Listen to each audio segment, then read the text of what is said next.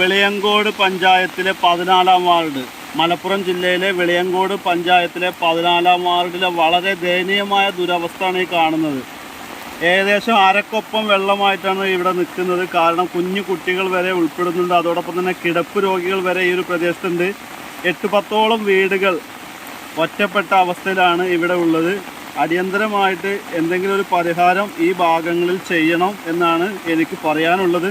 കാരണം അത്രയും ദയനീയ അവസ്ഥയിലാണ് ഇവിടുത്തെ ആളുകൾ. എങ്ങോട്ടും പോകാനാവാതെ ഒറ്റപ്പെട്ട അവസ്ഥയിലാണ്.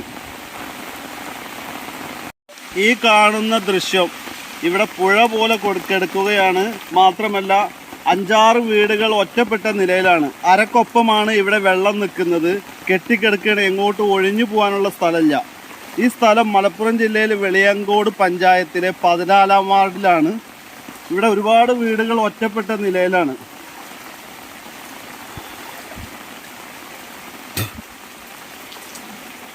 ഞാൻ തന്നെ നടന്നു പോകുമ്പോൾ ഏകദേശം മുട്ടിൻ്റെ മുകളിൽ അരക്കൊപ്പം തന്നെ വെള്ളം എത്താറായിട്ടുണ്ട്.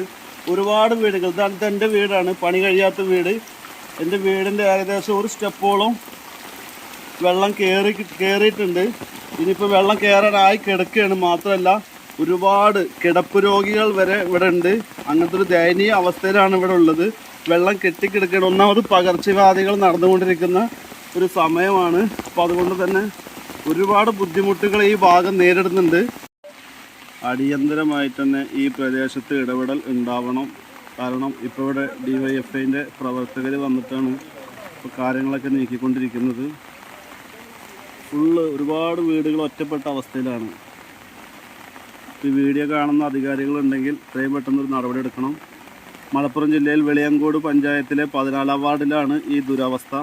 കിടപ്പ് രോഗികൾ ഉൾപ്പെടെ ഇവിടെ ദുരിതം അനുഭവിക്കുന്നുണ്ട്. ഇതൊരു കിടപ്പ് രോഗിയുള്ള വീടാണ്.